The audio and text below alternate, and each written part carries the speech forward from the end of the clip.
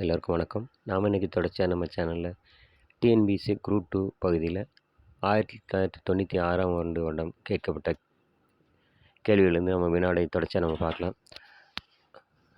மண்புழு உழவனின் நண்பன் எனப்படுவதன் காரணம் என்ன? மண்புழு உழவனின் நண்பன் எனப்படுவதன் காரணம் என்ன அப்படின்னு பார்த்தீங்கன்னா, மண்ணுள் காற்று புகும் அளவை அதிகரிப்பதால். மண்புழு உழவனின் நண்பன் எனப்படுவதன் காரணம் மண்ணுள் காற்று புகும் அளவை அதிகரிப்பதால். அடுத்து, எந்த இரத்த நிறமி பொருள் பாலூட்டிகளின் இரத்தத்தில் இருப்பதால் தான் அது சிவப்பு நிறத்தில் உள்ளது? ஹீமோகுளோபின். எந்த இரத்த நிறமி பொருள் பாலூட்டிகளின் இரத்தத்தில் இருப்பதால் தான் அது சிவப்பு நிறத்தில் உள்ளதுன்னு பார்த்தீங்கன்னா ஹீமோகுளோபின். அடுத்து, புறாவில் அரைவை இருப்பது எதனுடன் தொடர்புடையதாக இருப்பதால் இருக்கிறதுனா பார்த்தீங்கன்னா உமிழ்நீர் சுரப்பிகள் இல்லாததால். புறாவில் அரைவை இருப்பது எதனுடன் தொடர்புடையதாக இருப்பதால்? உமிழ்நீர் சுரப்பிகள் இல்லாததால்.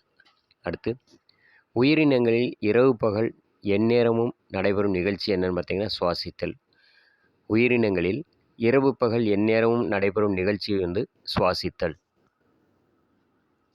இந்து சமயத்திற்கும் அதன் கலாச்சாரத்திற்கும் அடித்தளமாக எது விளங்குகிறது? இந்து சமயத்திற்கும் அதன் கலாச்சாரத்திற்கும் அடித்தளமாக எது விளங்குகிறதுன்னு பார்த்தீங்கன்னா வேதங்கள். அடுத்து, சிந்து சமவெளி நாகரிகம் ஓர் ஆரியம் அல்லாத நாகரிகம். ஆரிய நாகரிகத்திற்கு முந்தியது, அது ஒரு திராவிட நாகரிகம். சிந்து சமவெளி நாகரிகம் ஆரியம் இல்லாத நாகரிகம். ஆரிய நாகரிகமிருந்து முந்தியது, நாகரிகத்துக்கு முந்தியது, அது ஒரு திராவிட நாகரிகம். அடுத்த கொஸ்டின் பார்த்தீங்கன்னா, சக ஆண்டு எனப்படுவது எதுனா கிபி 78ஆம் ஆண்டு. சக ஆண்டு எனப்படுவது கிபி 78. அடுத்து, மௌரிய பேரரசை நிறுவியவர் யார்? மௌரிய பேரரசை நிறுவியவர் யார்? சந்திரகுப்த மௌரியர். மௌரிய பேரரசை நிறுவியவர் சந்திரகுப்த மௌரியர்.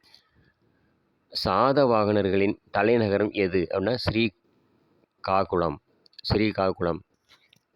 சாதவாகனர்களின் தலைநகர் ஸ்ரீகாகுளம். அடுத்து, திகம்பரர் என்ற சமய பிரிவினர் யார்? திகம்பரர் சமய பிரிவினர் யார்னா சமணர்கள். அடுத்து, சித்தன்னவாசல் ஓவியம் யாருடையது? சித்தன்னவாசல் ஓவியம் பல்லவருடையது. அடுத்து, பல்லவர்களை நினைவிற்கொள்ள காரணம் அவர்களின் கலை கட்டிடக்கலை படைப்புகளாகும். பல்லவர்களை நினைவிற்கொள்வதற்கான காரணம் அவர்களின் கலை மற்றும் கட்டிடக்கலை படைப்புகளாகும். அடுத்து, உள்ளாட்சி முறை கொண்டு வந்தவர்கள் யார்? உள்ளாட்சி முறை கொண்டு வந்தவர்கள் யார்னா பிற்கால சோழர்கள்.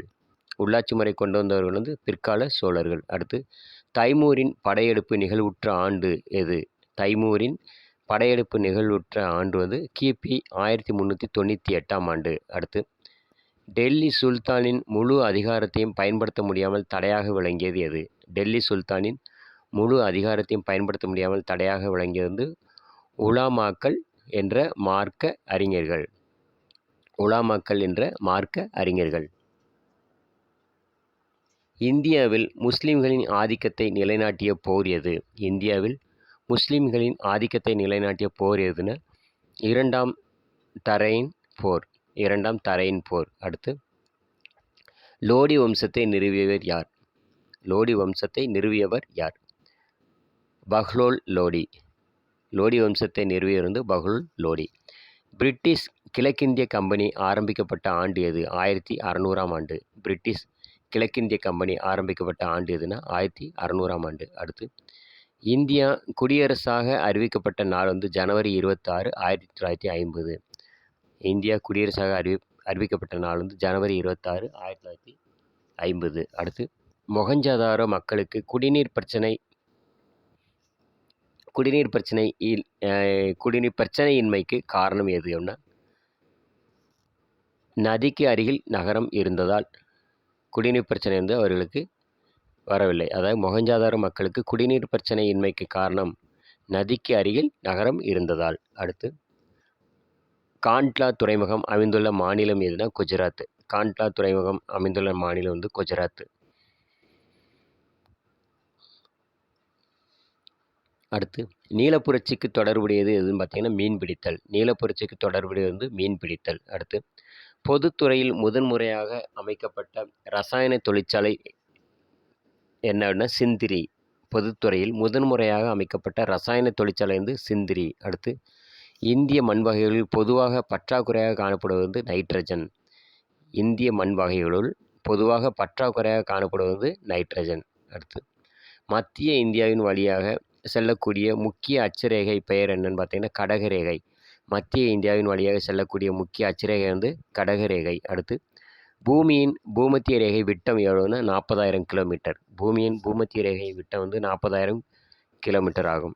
சேனல் பிடிச்சா மறக்காமல் சப்ஸ்கிரைப் பண்ணுங்கள். வீடியோ முழுமையாக ஸ்கிப் பண்ணாமல் பாருங்கள். நம்ம நாளைக்கும் தொடர்ச்சியாக பழைய வருடங்களில் கேட்கப்பட்ட குரூப் 2வில் கேட்கப்பட்ட வினாடிகள் வந்து தொடர்ச்சியாக நம்ம வந்து பார்க்கலாம். மறக்காமல் லைக் பண்ணுங்கள், ஷேர் பண்ணுங்கள். ஹைப் பண்ணவான்னு கேட்டால் ஹைப் பண்ணுங்கள். நாளைக்கு நம்ம தொடர்ச்சியாக சந்திக்கலாம். நன்றி.